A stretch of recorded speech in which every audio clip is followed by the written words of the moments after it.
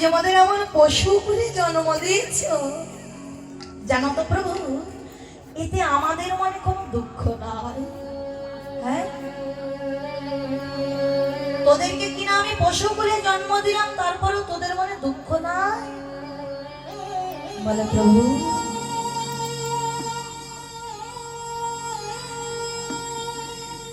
যে পশু করে জন্ম পেয়ে এমন নিত্য নিত্য কৃষ্ণ সঙ্গ লাভ করা যায়, যে পশুগুলি জন্ম পেয়ে নিত্য নিত্য কৃষ্ণ বদন দর্শন হয়, যে পশুগুলি জন্ম পেয়ে নিত্য নিত্য কৃষ্ণ চরণ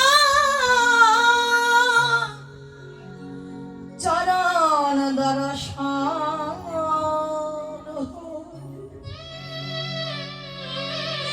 বলদাময় এমন পশুগুলি জন্ম পেয়ে কার দুঃখ থাকতে পারে গো?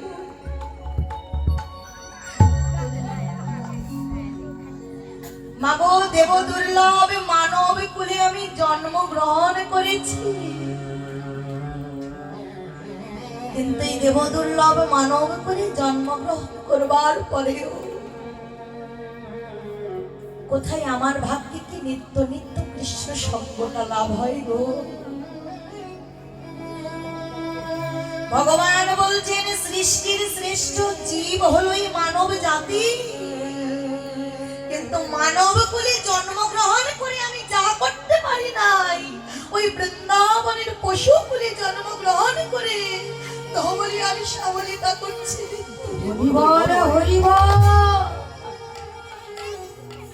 বলো প্রভু, এমন পশু কুলে জন্ম পেয়ে কার দুঃখ থাকবে গো?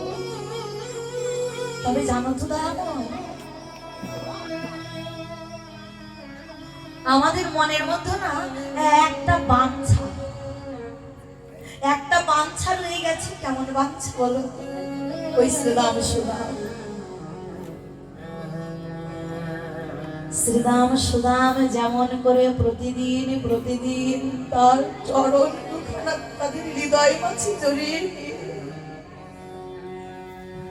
কৃষ্ণ চরণ খানা নয়ন জলে ধোয়াই দেয় গো।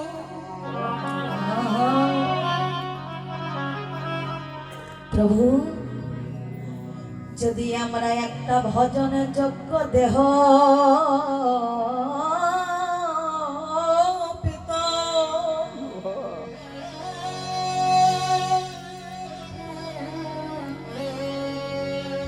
তব চরণ নয়ন জলে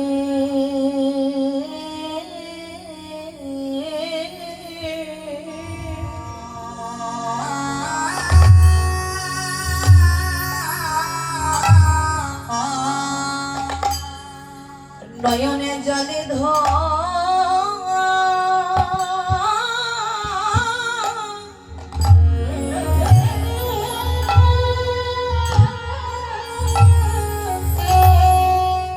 প্রভু আমরা ধোয়াইতা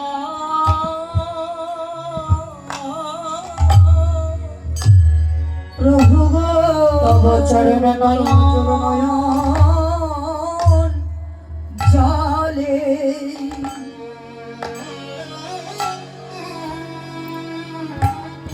নয়ন জলে ধোয়াইতা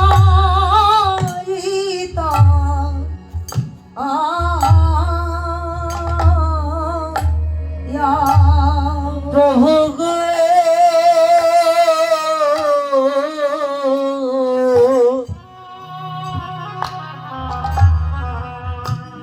আমি তব নয়ন জলে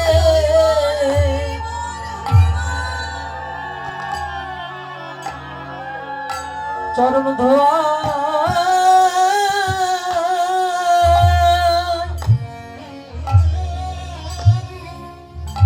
চরণ ধোয়াই তা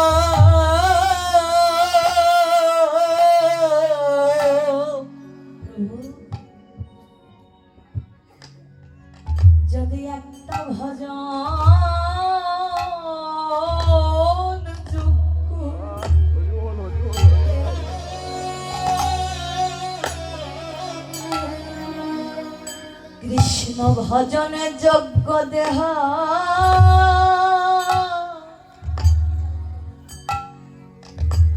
প্রভু গো দেহ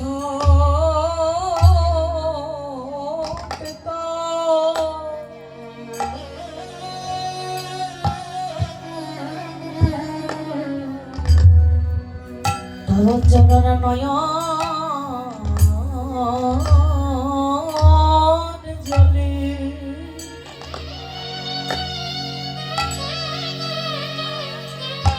নয়নে জলে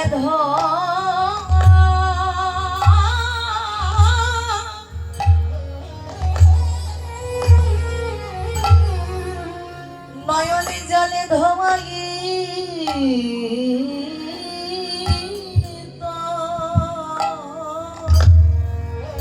যদি ভজ যজ্ঞ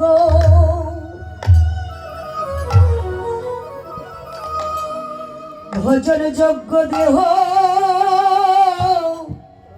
ও পেতা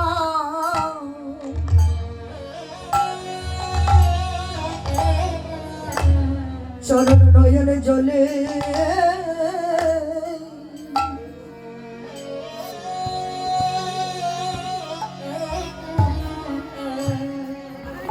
আমি নয়নে জলে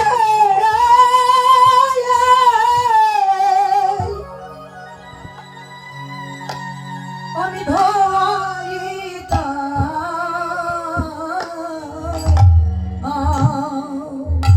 মদের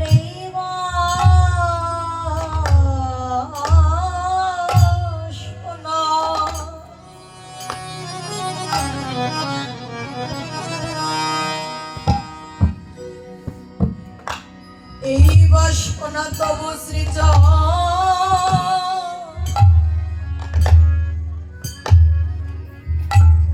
প্রভু গো শ্রীচরণে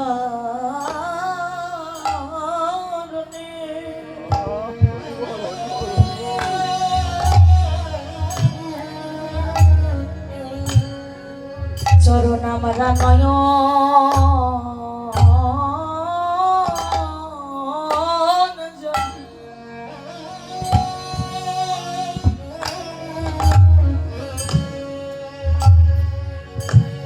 নয়ন জলে ধোয়া তোমার কাছে চাইবার মতো আমাদের আর কিছু নাই বাঞ্ছা না চাইতেই তুমি মোদের যে ভক্ত সঙ্গ কৃষ্ণ সঙ্গ দিয়েছো প্রভু আমরা যে তোমার কাছে কিছু চাইবো এমন বদনটা আমাদের নাই আমরা না চাইতে তোমার মতো ধনের সঙ্গ পেয়েছি দয়াময় না চাইতে কৃষ্ণ সঙ্গ পেয়েছি তার চাইতে বড় ধন আর জগতে কি হতে পারে কিন্তু দয়াময় আমাদের মনে না ভারী লোভ জাগে কেমন লোভ জানো ওই শ্রীরাম সুরাম প্রতিদিন প্রতিদিন তোমার চরণটা তাদের হৃদয়ে নিয়ে কি ভালোভাবে চরণটা ধুইয়ে দেয় যদি আমরা শ্রীরাম সুদামের মতো একটা দেহ গৌর হরি ভাবাবেশে সুরধনী গঙ্গার করে ডাকছে ওরে ধমনী তবে ভজনে যোগ্য দেহ দিলাম কৃষ্ণ বলিবার মতো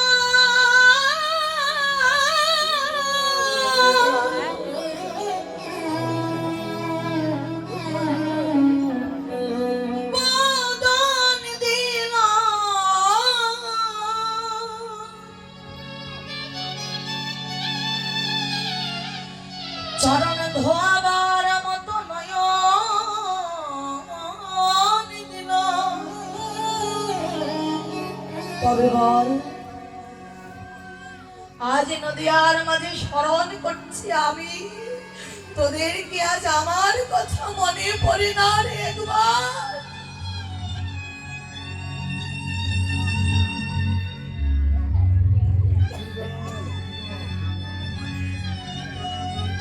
বাবা প্রতিদিন প্রতিদিন রেডিওতে টেলিভিশনে সংবাদপত্রে কত কত সংবাদ বেরোয়, কিন্তু মা গো, কোনোদিনও কি শুনেছে যে আমার ভগবান বিকৃত হয়ে যাচ্ছে?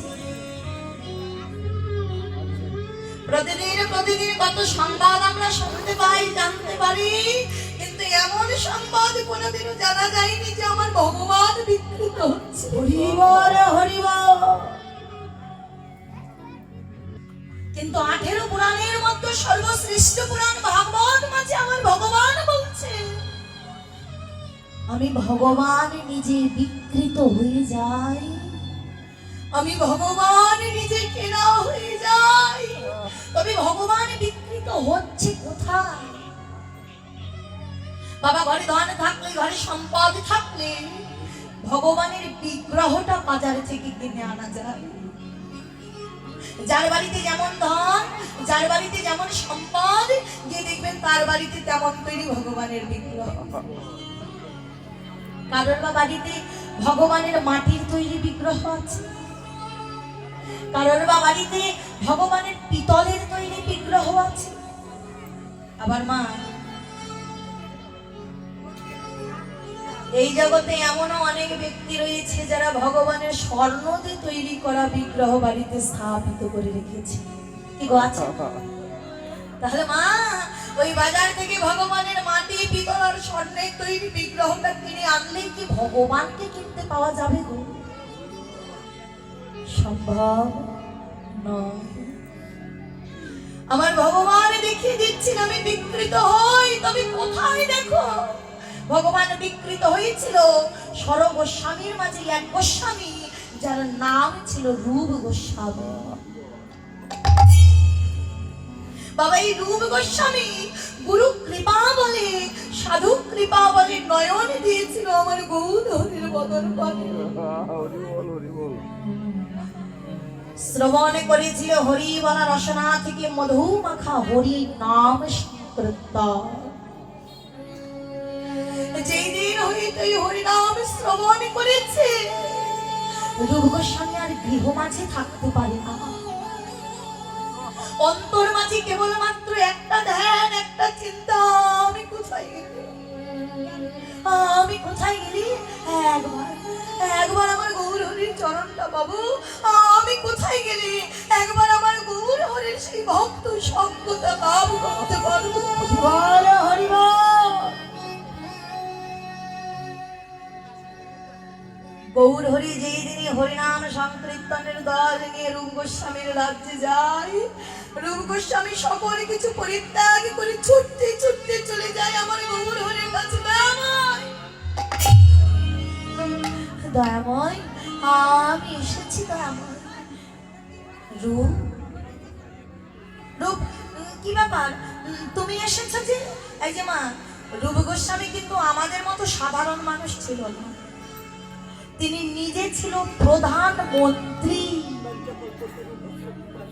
এই যে মা, একবার অনুভব করুন তো, যিনি নিজে প্রধানমন্ত্রী, তার কি কোনো ধন সম্পদ মান সম্মান কিছুর অভাব আছে? অভাব নাই। তাহলে সেই অভাব শূন্য রূপ গোস্বামী গুরু কৃপা বলে নয়ন দিয়েছিল যেদিন গৌরহরির বদন পানে। ওই রাজার রাজভোগ, রাজার রাজ প্রাসাদের মধ্যে তাকে আর বন্দী করে রাখা যায় না, ছুটতে ছুটতে চলে যায় আমার গৌরহরির কাছে। প্রভু, প্রভু, এই যে তোমার হরিনাম সংকীর্তনের দল। আচ্ছা প্রভু, হ্যাঁ একবার বলো না, ভালো না প্রভু, তোমার এই হরিনাম সংকীর্তন দলে তুমি একবার আমায় যোগ করে নেবে বলো প্রভু। হরি বল হরি বল। বলছো কি? আরে রূপ, এই যে আমার হরিনাম সংকীর্তনের দল দেখছো, জানো তো আমরা না সকলে একদম দরিদ্র, যাকে বলে হত দরিদ্র। সারাদিন ওই খোল করতাল সঙ্গে লয়ে নদিয়ার পথে পথে যায়, আর পথের মাঝে যাকে দেখতে পাই, হোক হোক সে বৈষ্ণব, হোক সে ব্রাহ্মণ, হোক সে মুচি, হোক সে চন্ডাল, তার চরণ খানা হৃদয় মাঝে জড়িয়ে ধরে আমরা দৌড়ান মাঝে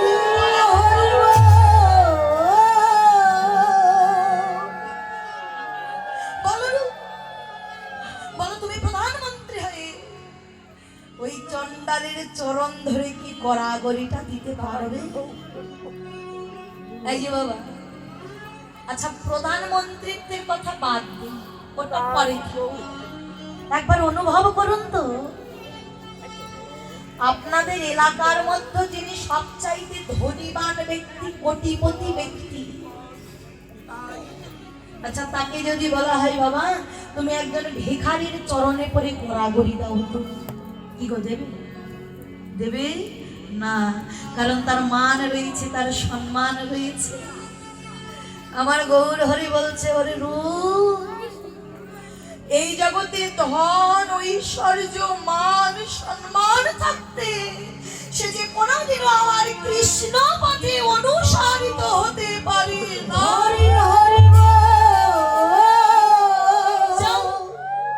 এই মুহূর্তে, এই মুহূর্তে তুমি আমার এই সঙ্গ পরিত্যাগী করে চলে যাও, এই আমি বলে দিলাম তুমি আর কোনোদিনও আমার সম্মুখে এসে হাজির হবে না। আমি আর আসবো না প্রভু, তুমি আমার বদনার দর্শন করবে। আমার ধন আছে, আমার সম্পদ আছে, আমার মান আছে, সম্মান আছে, তুমি আমার বদন দর্শন করবে না প্রভু। রূপ গোস্বামী গৃহে ফিরে গেছে, কিন্তু ওই যে রূপ গোস্বামীকে গৌর হরি আমার বলেছেন কোনোদিন আর বদন দর্শন করবো না। যখন থেকে কথাটা কানে পড়েছে রূপ গোস্বামী আর খেতে পারে না, আর ঘুমাতে পারে না, অন্তর মাঝে কেবলমাত্র একটা চিন্তা, আমি কি করব,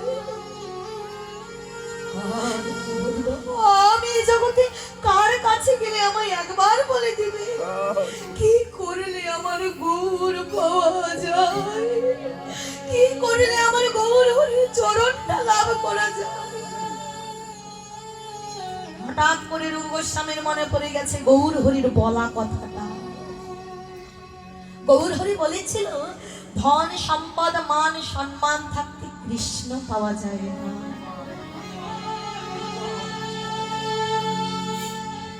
কিন্তু আমার যদি আর ওই ধন সম্পদ মান সম্মানটাই না থাকে, তবে তো আমি কৃষ্ণ পাবো। তবে কি হবে এমন ধন দিয়ে, কি হবে এমন সম্মান দিয়ে?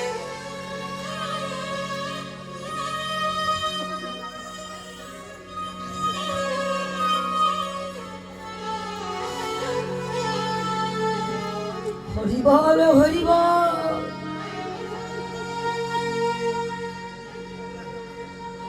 যে ধন দিয়ে আমার গৌর পাওয়া যায় না, যে মান সম্মান দিয়ে আমার গৌর পাওয়া যায় না, এমন ধন সম্পদ মান সম্মান আমার যে জগতে আর চাই না।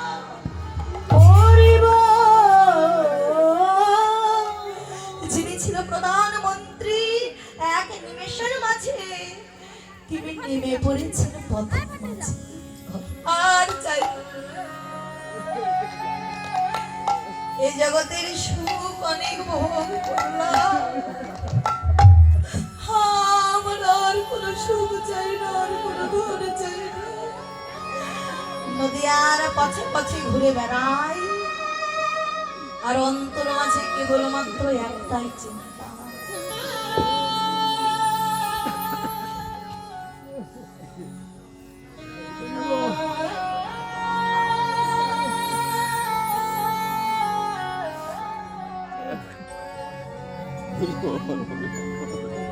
হরি মন মজা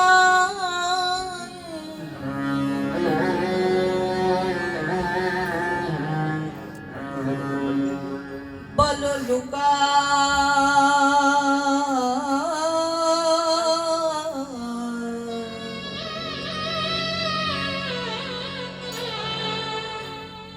লুকালে কথা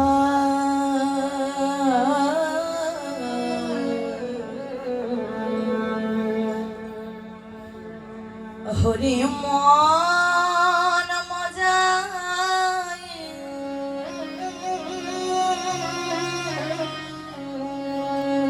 বল লুকালে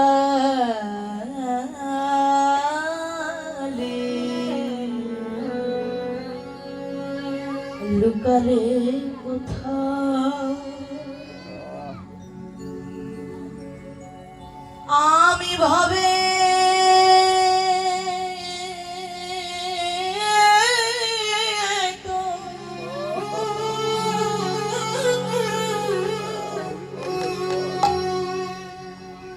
একবার দাও হে দেখা প্রভু আমি ভাবে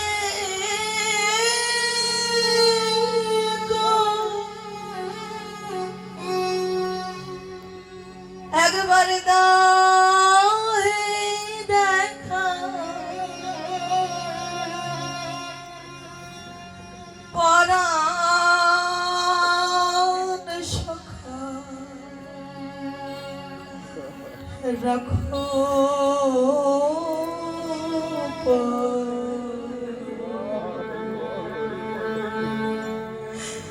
হরি মন মজায়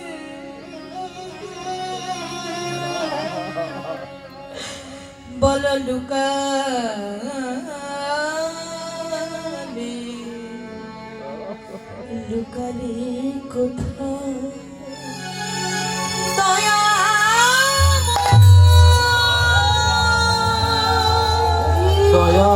দয়াময়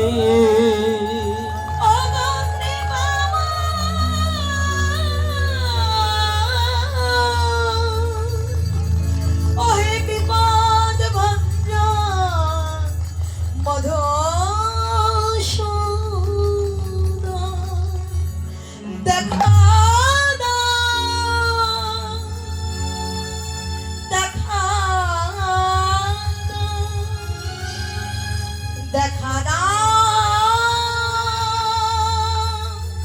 দেখা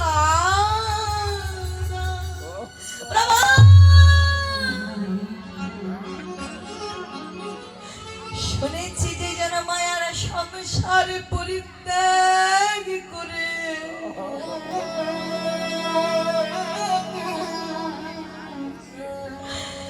কৃষ্ণ দর্শনে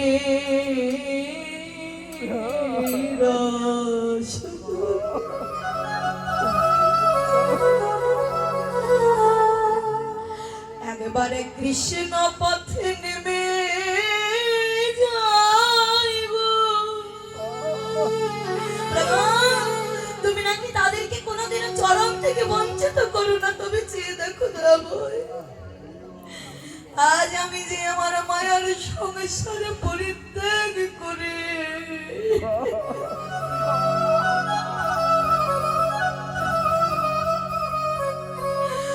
গৌর পাবা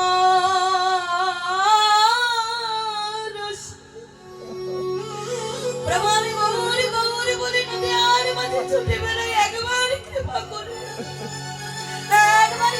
করে আমায় দেখা দাও দয়াময় যখন গৌর গৌর বলে নদী আর পথ থেকে ও পথ ছুটে বেড়াই সম্মুখে পড়ে গেছেন মাধবেন্দ্র পরিপা তাই যে বাবা বাবা তুমি এমন করে গৌর গৌর বলে নদী আর পথ থেকে ও পথ ছুটে বেড়াও তুমি কি আমার গৌর হরির সন্ধানে এসেছো গো হ্যাঁ হ্যাঁ আপনি আপনি কি বলে দিতে পারেন আমি কোন পথে গেলে নদী আর কোন পথে গেলে একবার আমি আমার গৌর হরির দেখা পাবো তুমি যাবে এসো এসো আমার সঙ্গে এসো হাতখানা ধরে নিয়ে যাচ্ছেন গৌর হরি যেখানে খোল করতাল সঙ্গে লয়ে নিজ ভক্তগণ সঙ্গে লয়ে হরি বলা রসনায় করছিলেন মধুমাধবে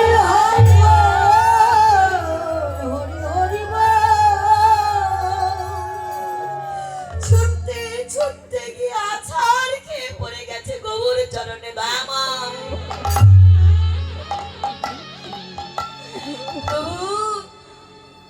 তুমি না আমায় বলেছি ধন ওই কৃষ্ণ পাওয়া যায় না। প্রভু তুমি না বলেছিলে মান সম্মান থাকতে কৃষ্ণ পাওয়া যায় না, তবে চেয়ে দেখো আজ আমি আমার সকল কিছু পরিত্যাগ করি তোমার চরণে ছুটে এসেছি। তবে এমনি এমনি নয় প্রভু, এসেছি একটা নিবেদন। প্রভু তোমার চরণে ছাড়া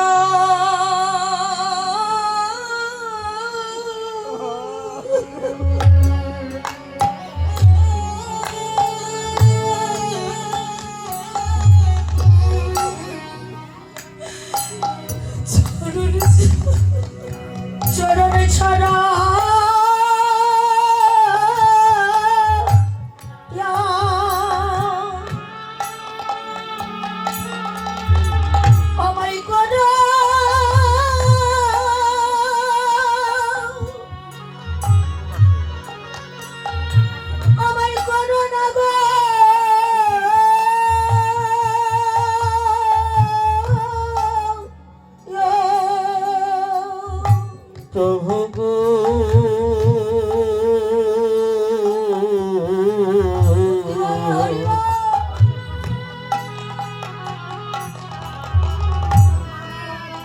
আমার চরণ ছাড়া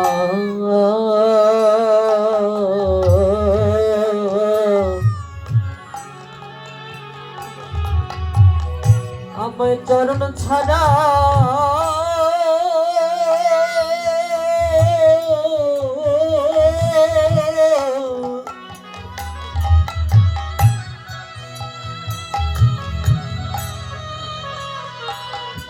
আমায় করো না গো,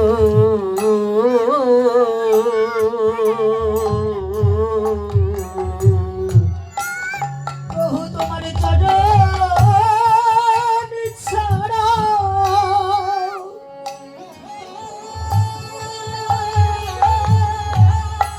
চরণ ছাড়া করো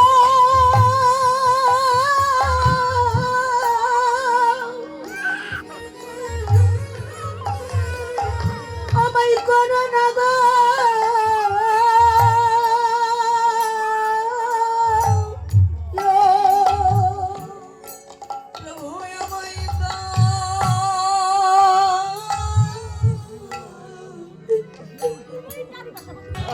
তোমার চরণ ছাড়া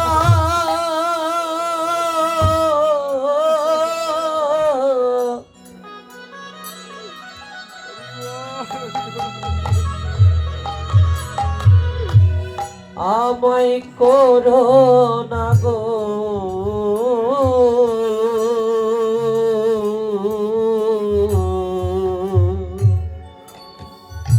প্রভু চরণের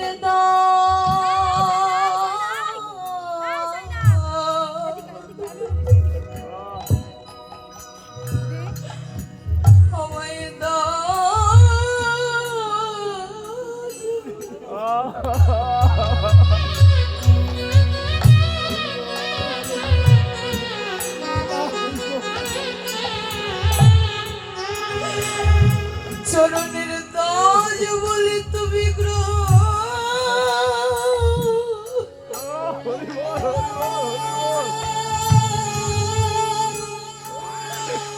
প্রভু গ্রহণ করো।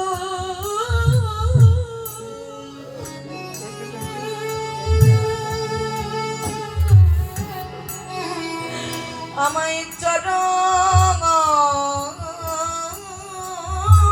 ছাড়ো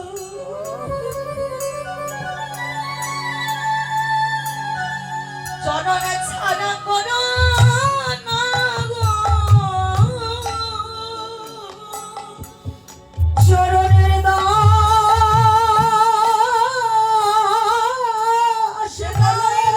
হরি বল হরি বল।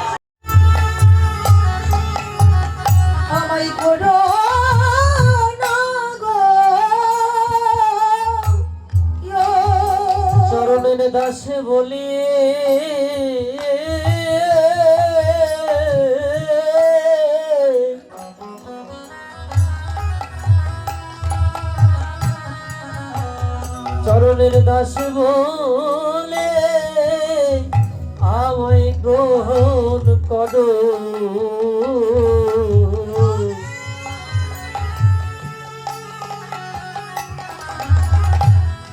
তোমার চরণ ছাড়া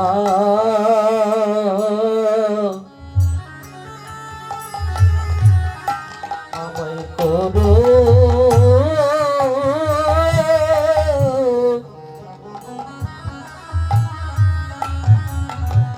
আমায় করো না গো।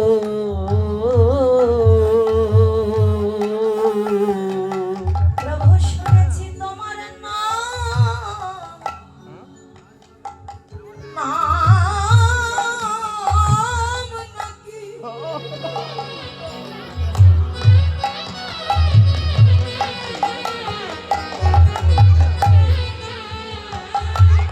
নাম নাকি কৃপা, প্রভু গো কৃপা সিন্ধু।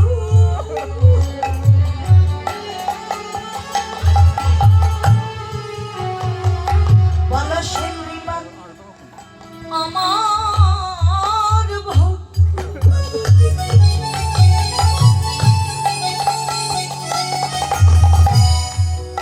আমার ভাগ্যে হবে না গো।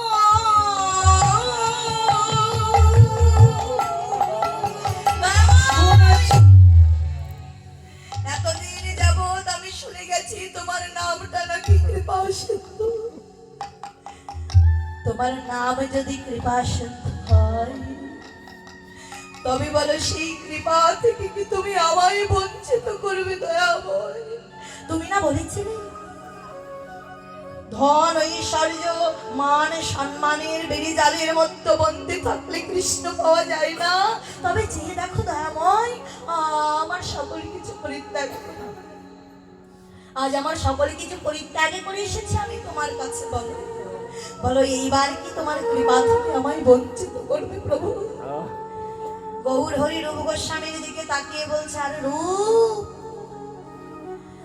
যেখানে এখনো তোমার সামান্য ওই শালের মায়াটা তুমি পরিত্যাগ করতে পারোনি, সেখানে বলছে তুমি সকল কিছু পরিত্যাগ করে দিয়ে এসেছো। ছি ছি ছি ছি ছি রূপ, ছি। ওমা, বর্তমান আমাদের সময়ের পোশাকটা কি? শার্ট আর প্যান্ট। কিন্তু সেই সময় তো শার্ট প্যান্ট ছিল না, পরনের পোশাক ছিল ধুতি আর পাঞ্জাবি। আর তার মধ্যে যদি হয় রাজা বা জমিদার বা গ্রামের মোড়ল, মানে সম্মানীয় ব্যক্তি যারা, ওই ধুতি পাঞ্জাবির সঙ্গে রাখতো কাঁধে করে একটা উত্তরীয় বা শাল। এটা কি বলে? এটা তাদের সম্মাননা, সম্মানটা আরো দ্বিগুণতর বাড়িয়ে দেয়, সম্মাননার প্রতীক। গৌর হরির কাছে যখন রূপ গোস্বামী ছুটতে ছুটতে এসেছে, ওই যে নিজের কাঁধে দামি শালটা উত্তরীয়টা ওটার গৃহে ফেলে আসতে মনে নাই, সঙ্গে করে নিয়ে এসেছে। গৌর হরি বলছে সামান্য শালের মায়া যেখানে তুমি ছাড়োনি, সেখানে বলছে তুমি সকল কিছু ছেড়ে দিয়ে চলে এসেছো। আচ্ছা বাবা, যিনি নিজের লক্ষ লক্ষ কোটি কোটি টাকার ধন সম্পদ ফেলে রেখে চলে এসেছে, যিনি নিজের প্রধান মন্ত্রিত্বের আসনটা পরিত্যাগ করে দিয়ে এসেছে গৌর প্রেমে, আচ্ছা তার কাছে কি ওই সামান্য শালের মায়াটার থাকতে পারে? আচ্ছা এই কথাটা কি তবে কি আমার গৌর হরি জানতো না? বলে আমার ভগবান সব জানে। তবে এমন করে আঘাত করছে কেন? আমার ভগবান বলছে, হ্যাঁ গো, স্বর্ণকে সোহাগা দ্বারা মিশ্রিত করে যদি আগুনে পোড়ানো হয়, ওই স্বর্ণটা খাঁটি থেকে আরো খাঁটি তমতে পরিণত হয়। আপনি যতবার স্বর্ণকে আগুনে পোড়াবেন, দেখবেন ও স্বর্ণ তত খাঁটি হয়ে যাচ্ছে। তিনি তদ্রূপ আমার ভগবান বলছেন, এই জগতে কেউ যদি ভক্তির সন্ধানে নেমে যাও, কেউ যদি আমার চরণে ভক্তি নিবেদন করতে চাও, আমি ওই ভক্তকে আগুনে পুড়িয়ে পুড়িয়ে তার ভক্তিটা খাঁটি থেকে আরো খাঁটি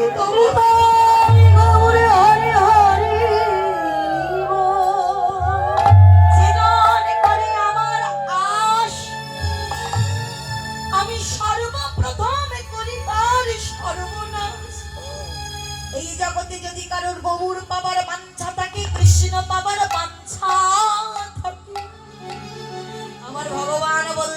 আগে আগুনে পুড়তে হবে।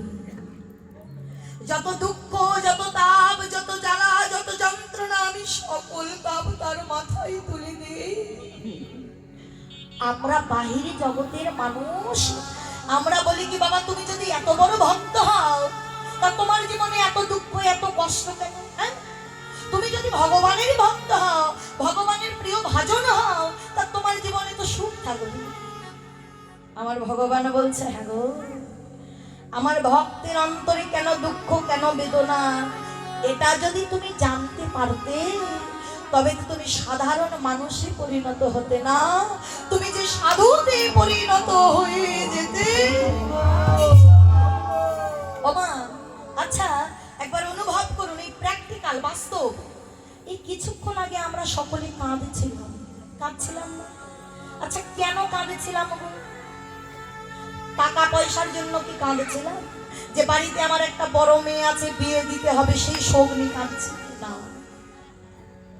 বাড়িতে কি রান্না হবে, কিছু খাবার নেই, কি রান্না করব, এই শোক নিয়ে কাঁদছিলাম। আমার বাবা মারা গেছে, ভাই মারা গেছে, আত্মীয় মারা গেছে, এই শোক নিয়ে কাঁদছিলাম।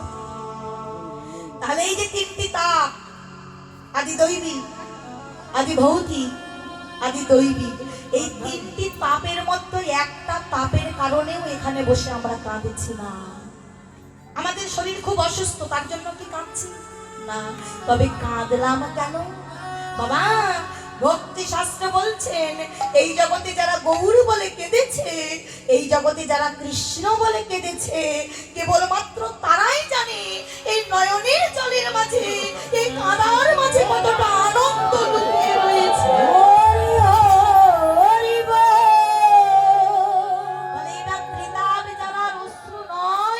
এটাকে বলছে আনন্দ অশ্রু। তাই ওই যে ভগবান কাঁদাচ্ছেন, প্রেমানন্দে কাঁদাচ্ছেন। যাও যাও, তুমি এই মুহূর্তে আমার সম্মুখ থেকে চলে যাও, আর কোনোদিনও আসবে না। কিন্তু রূপ গোস্বামী ভাবছি প্রভু এবার তুমি যতই যেতে বলো না কেন, আমি আর কিছুতে ওই মায়ার গৃহে ফেরত যাব না। সারাদিন নদিয়ার মাঝে ঘুরছে গৌর গৌর বলে, লেগে গেছে সন্ধ্যা। আর সন্ধ্যাকালে পথের ধারে একটা বৃক্ষের নিচে ভিখারি বসে শীতে কনকন করে কাঁপছে। ওই ভিখারিকে দর্শন করে রূপ গোস্বামী ছুটতে ছুটতে গিয়ে তার চরণে আছাড় খেয়ে পড়ে গেছে। এমন করে এমন করে আমার চরণে আছাড় খেয়ে পড়লে কে তুমি বাবা? বাবা তা তোমার সাজ পোশাক দেখে মনে হচ্ছে তুমি তো সাধারণ কোনো ঘরের ছেলে নয়। হ্যাঁ, সাজ পোশাক দেখেই বোঝা যাচ্ছে তুমি কোনো রাজা বা জমিদারের ঘরের পুত্র। তা বাবা তুমি রাজা জমিদারের ঘরের পুত্র হয়ে আমার মতো ভিখারির চরণে এসেছে পড়লে কি চাই তোমার? চাই চাই আপনার কাছে আমার একটা বস্তু চাই, আমি আপনার কাছে ভিক্ষা চাই। হ্যাঁ গো আমায় ভিক্ষা দেবে গো। কি গো, এই অনুরাগটা কি আমার অন্তরে একদিনও জেগেছে? যিনি নিজে প্রধানমন্ত্রী, লক্ষ লক্ষ কোটি কোটি টাকার ধন সম্পদ, বিঘা বিঘা জমি পরিত্যাগ করে এসে ভিখারির কাছে বলছে আমায় একটা ভিক্ষা দেবে গো। কেমন ভিক্ষা? বলে আচ্ছা ওই যে তোমার কাঁধের ওই ছেঁড়া ফাটা আসলা ঝোলাখানা, ওই ছেঁড়া ফাটা আসলা ঝোলাখানা যদি আমি ভিক্ষা চাই, বলো না ওটা আমায় ভিক্ষা দেবে গো। বলছো কি? আরে বাবা সারাদিন নদিয়ার বুকে মাদুগিরি করে যে এক মুঠো অন্ন পাই, তা দিয়ে আমার সারাদিন পেট চলে। কোনোদিন পাই, কোনোদিন আবার পাই। এই শীতের রাত্রিতে আমি যে একটা ঘরে থাকবো, এমন একটা চাল আমার মাথার উপরে নাই। আর তুমি কিনা এসেছো আমার কাছে ভিক্ষা চাইতে। আমার সম্বল বলতে কেবলমাত্র আস্থা ঝোলা। তাই এটাও যদি যদি আমি তোমাকে দিয়ে দেই, বলো বলো, আমি ভিক্ষা করবো কিসে? বলে হ্যাঁ গো, আমি যে শুধু তোমার থেকে নেব তা নয়, বিনিময়ে আমি তোমাকেও কিছু দেব। কি দেবে? আমার কাঁধে, আমার কাঁধে এই যে দেখছো দামি শালখানা, এই দামি শালখানা আমি তোমার কাঁধে তুলে দেব। আর তোমার কাঁধের ওই ছেঁড়া ফাটা আস্তা ঝোলাখানা, ওটা ওটা তুমি আমার কাঁধে তুলে দিবে। বলো, এমন চাওয়া কি আমি কোনোদিনও ভগবানের কাছে চেয়েছি? আমিও তো ভগবানের কাছে চাই। কি চাই? ভগবান, আমার একতলা বাড়িটা যদি দুতলা করে দাও। ভগবানকে গিয়ে আমিও তো বলি, ভগবান, আমার ছেলেটাকে যদি একটা সরকারি চাকরি পাইয়ে দাও। মেয়েটার যদি একটা ভালো বাড়িতে, কোটিপতি বাড়িতে বিয়ে দিয়ে দাও। ভগবান, আমি তোমায় 1000 টাকার ভোগ লাগাবো। কি গো, সত্যি বলছি নাকি মিথ্যা বলছি? আচ্ছা মা, এই বৃন্দাবন ধামে বসে বুকে হাত দিয়ে একটা সত্যি করে কথা বলুন তো আজ। ওই ভগবানে যদি একতলা বাড়িটা দুতলা করে না দেয়, ছেলেটাকে সরকারি চাকরি পাইয়ে না দেয়, মেয়েটার কোটিপতি বাড়িতে বিয়ে দিয়ে না দেয়, আচ্ছা ওই 1000 টাকার ভোগটা কি আর ভগবানকে খাওয়াতে যায়? যাই না। অর্থাৎ ভগবান তুমি যদি দাও, তার বিনিময়ে তুমি পাবে, আর যদি না দাও, বলছে লবডঙ্কা তোমার কপালেও কিছু জুটবে না। এই যে বাবা, একদিনও কি অনুভব করে দেখেছেন যে ভগবানের এত ক্ষমতা? আমার একতলা বাড়িটা দুতলা করে দিতে পারে, আমার ছেলেকে সরকারি চাকরি পাইয়ে দিতে পারে, আমার মেয়েটার কোটিপতি বাড়িতে বিয়ে দিতে পারে। আচ্ছা ওই ভগবান চাইলে কি পারে না 1000 টাকার ভোগটা নিজে গিয়ে বাজার থেকে কিনে খেতে? আমার ভগবান বলছে, হ্যাঁ গো, তুমি যে 1000 টাকার ভোগের লোভ দেখাতে আমাকে এসেছো, আমি ভগবান ওই 1000 টাকার ভোগের লোভী নই।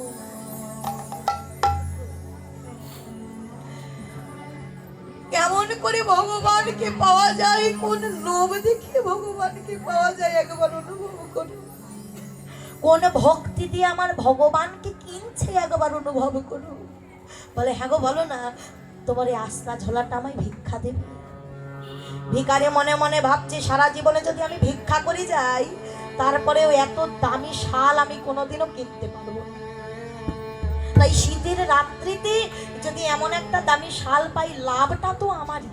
হ্যাঁ বাবা, আমি রাজি আছি। এই যে নাও, এই আস্তা ঝোলাটা তুমি নাও, আর ওই শালটা আমায় দাও। নিজের কাঁধের দামি শালখানা তুলে দিয়েছে ভিখারির কাঁধে, আর ভিখারির কাঁধের ওই ছেঁড়া ফাটা আসলা ঝোলাখানা তুলে নিয়েছে নিজের কাঁধে। হাজির হয়েছেন আমার গৌর হরির সম্মুখে। প্রভু, তুমি না বলেছিলে দামি শাল থাকতে কৃষ্ণ পাওয়া যায় না? তবে এবার চেয়ে দেখো দয়াময়, এইবারে হয়েছে।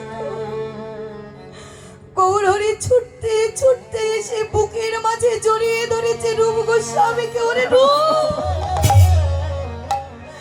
কি ধন পাবার আশায় তুমি তোমার সকলে কিছু পরিত্যাগ করে আমার চরণে ছুটে এসেছো? বলো তুমি কি চাও? এই ভগবান, আমি কথা দিলাম, তুমি আজ আমার কাছে যা চাইবে, আজ আমি তোমায় তাই দিয়ে দেব। বলে দয়াময় গো, এতদিন তো আমি অনেক সুখে ভোগ করলাম, এই জগতে আমার চাইবার মতো আর কিছু নাই গো। তবে তোমার শ্রীচরণে একটা নিবেদন প্রভু, এমন গৌর ভক্ত সঙ্গ ছাড়া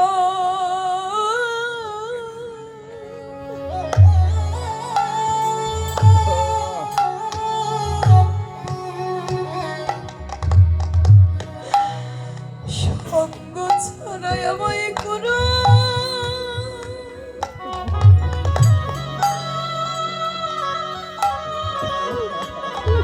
সঙ্গ ছাড়া করো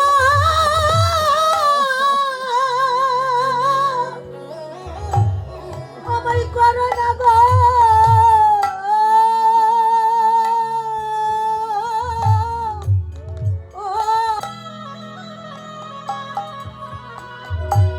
আমায় করো না গো। হরি বল, হরি বল, হরি বল। প্রভু আমি আর বলা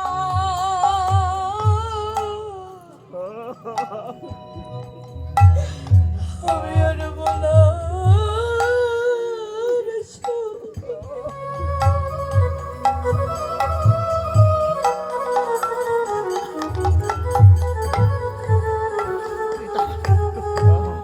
আমি আর বলার সময় পাবো প্রভু গো, পাবো কিনা।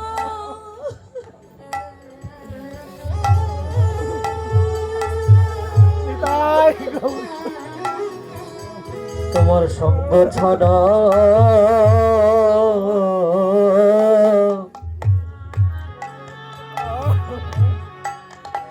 তোমার সঙ্গ ছাড়া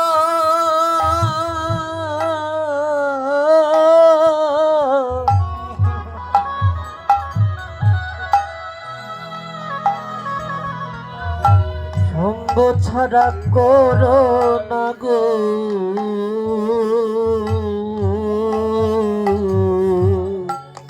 তোমার আর বলা আর সময়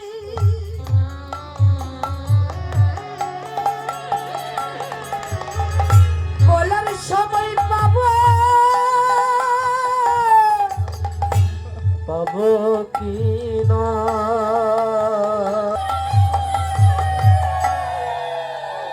আর পাবো কিনা।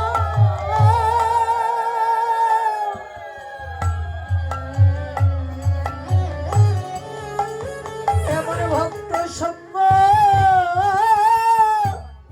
ছাড়া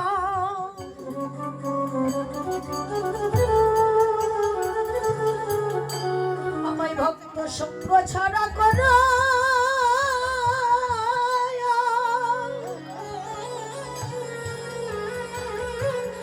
আমায় করো না গো।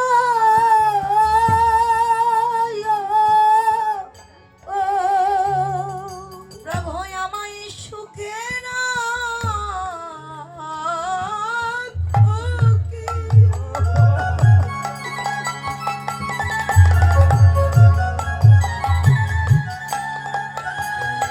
প্রভু আমায় দুঃখে প্রভু গো দুঃখে রাখো।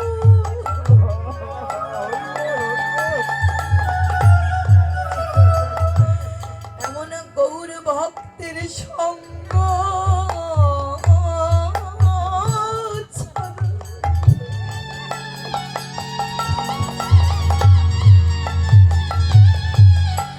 প্রভু করো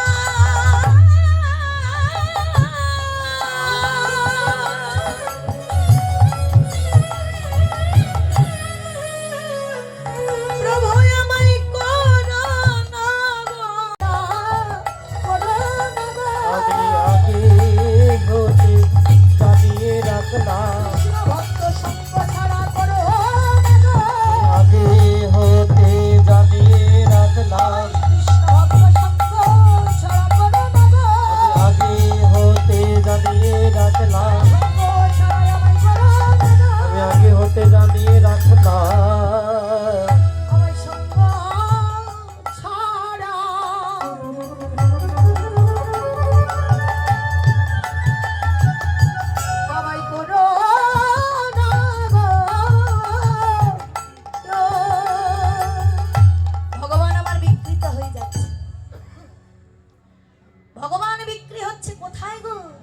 ওই যে বলছে যে যেন মনটাকে তুলসী পত্র করে দিই, তাতে ভক্তিরূপী চন্দনের প্রলেপে মাখে তো ফোটা নয়ন গঙ্গা জলে একবার তার আত্মা খানায় আমার চরণে নিবেদন করে দেয়। হ্যাঁ গো মা, ভগবান বলছে ওই ভক্তকে কোনোদিনও আমার চরণে নয়, আমি ভগবান চির জনমের তরে সেই ভক্ত চরণের দাস হয়ে যাই। ভগবান আমার বিকৃত হয়েছিলেন সেই দিন বৃন্দাবনে, যারা মানব কুলে নয় জন্মগ্রহণ করেছে ওই পশু কুলে ধৌলিয়ার শাওরির কাছে। তাই নদিয়ার মাঝে আমার ভগবান স্মরণ করছে তাদেরকে যারা দেব দুর্লভ মানব কুলে জন্ম না পেয়েও আমার ভগবানকে কিনে রেখেছিলেন। ভগবান কি চাইলে পারতো না বাবা শ্রীদাম সুদামকে স্মরণ করতে? হ্যাঁ, তারাও তো বসতে যেত, বলতে পারতো ওরে শ্রীদাম ওরে সুদাম একবার আয়। শ্রীদাম বলল না, সুদাম বলল না, গৌর হরি আমার ভাবা বেশি ডেকে উঠলো ধবলি আর সহলির কাছে। কেন? ওই যে বলেছে ভক্তির ভক্তি যত ঊর্ধ্বগামী হয়, আমি ভগবান আমার করুণা তত নিম্নগামী হয়। ভক্তি হবে ঊর্ধ্বগামী, করুণা হবে নিম্নগামী। যেই দিন ভক্তি আর করুণাতে লয় হয়ে যায় এই জগতে, সেই দিন হয় ভক্ত ভগবানের মধুর মিলন।